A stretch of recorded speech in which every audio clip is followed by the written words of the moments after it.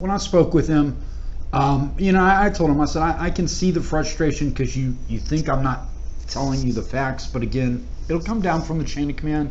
I just trying to make sure that you understand how a citizen perceives that, because... And an educated citizen, someone has done the research, like yourself. You do a Right. lot of research, and I thought, when Jim Kopp came here, he told me, he said, this guy knows his stuff. Mm-hmm.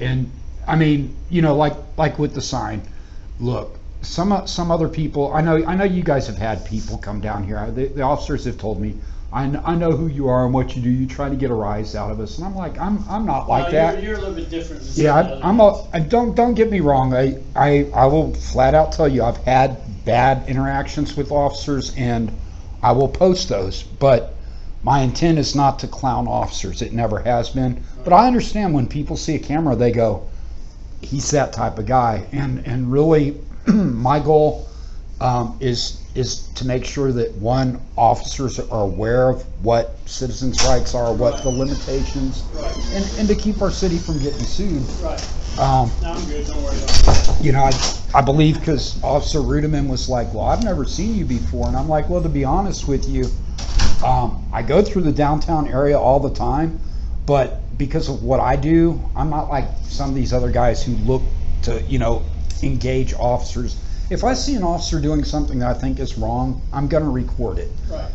If it's really wrong, that's your right. You have a right to. If it's really wrong, I'm going to say something. But I'm not one of those guys who's going to get behind an officer and give him grief while he's doing his job. Right. And interfering. Right. And I mean, I'm mixed. I have mixed feelings because, again, I'm a rights activist, so I understand where some of these guys are going.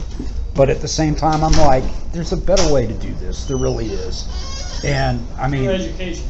Right. I mean, that's the way I feel. I mean, let's face it. If you educate them and they still want to do something, well, you've done what you can.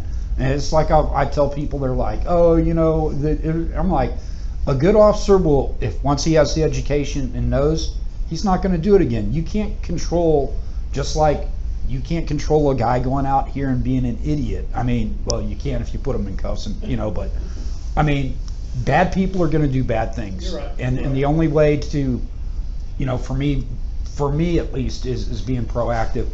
Like I said, I just wanted to get back because the sergeant was insistent that it was, Centros.